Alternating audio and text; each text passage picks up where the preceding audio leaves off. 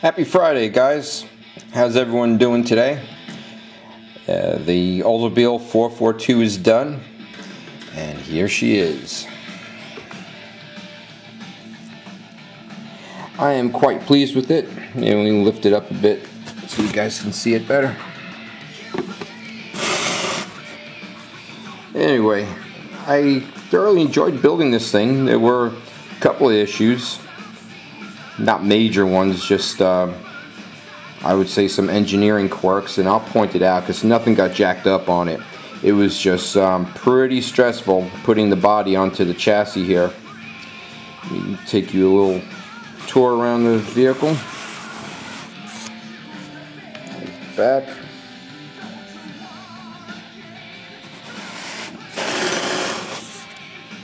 Driver's side.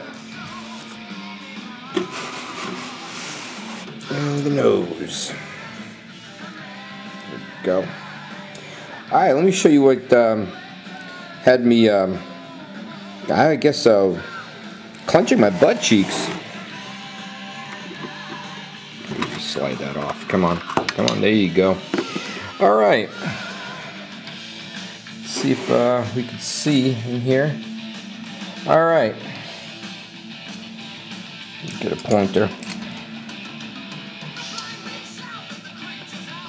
The power steering pump and the alternator somehow had to fit past the wheel wells. And it's not like you can put the nose on and then bend it back. What you have to do is you have to get these two tabs in the rear into the slot, and then at the bottom right down here on both sides. Matter of fact, you can see I forgot to paint that. I gotta touch that up. See that little black dot right there? Well, that is a peg on the bottom of the chassis underneath, right there and right there. Okay, so it was pretty stressful getting it in there. Now that's an understatement. I put the rear end in, then I spread the body apart, got it down nice and easy. Then when I got to the front, I really had to clench the old cheeks there and spread out the bottoms here to get power steering pump and the alternator past it. But I went ahead and I used everything except the ugly ass custom rims they had for this thing. I'm sorry. I am a OEM stock kind of guy. If I could buy this car as an F85 four-door, I'd probably do it.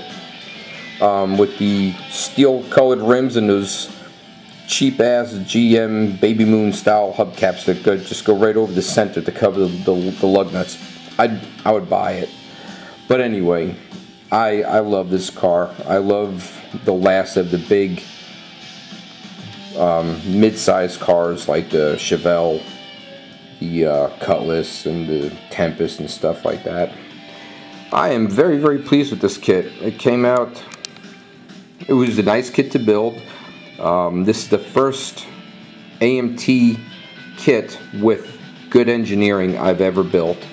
I was out of the model building game for the 90s I was out of the car model building days for probably a total of 23 years.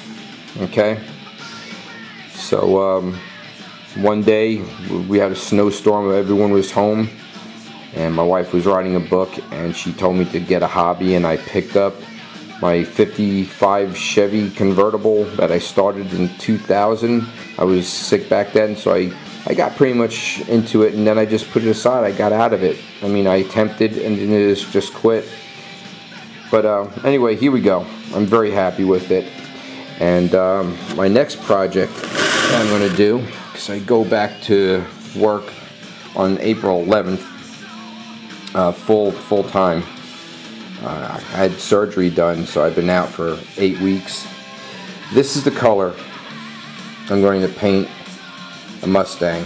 This is the hood off the Baldwin Motion Camaro that I didn't build. That's a Baldwin Motion.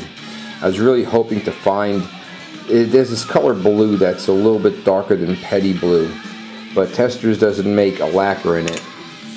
But I came across this and I had a gut feeling of the metal flake, because this is called Icy Blue, and it has metal flake in it. And I bought this to build my two Fords with it, a 66 Mustang and a 69 F100 Ranger that is just plain stock.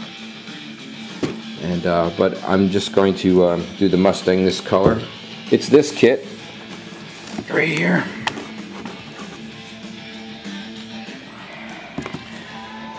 They have a couple of, I think there's a couple of retooled parts in it. I'm not too sure. But kit's been around for a while. And this is the Auto World exclusive. And what that means is you get the blue car on the box. And if you bought the regular issue, that would have been your picture on the box. And maybe this picture would be right there. There was this one part in this kit that I had no idea why they had it there. It was a covered spare wheel, and I guess it's for you guys that cut the trunks open, so you have something to put in the trunk, but it's not even in the instructions.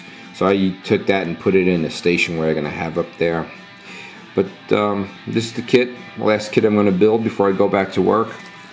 And again, I'm going to build it stock. I am going to put the there's a front spoiler or air dam that you put underneath the front fascia.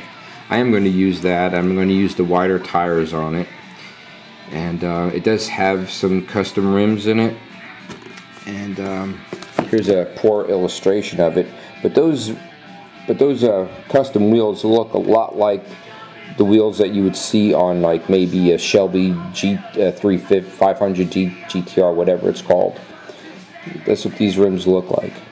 And I'm going to use these wider tires for the back. So that's it. You guys have an awesome weekend, and be safe. Bye.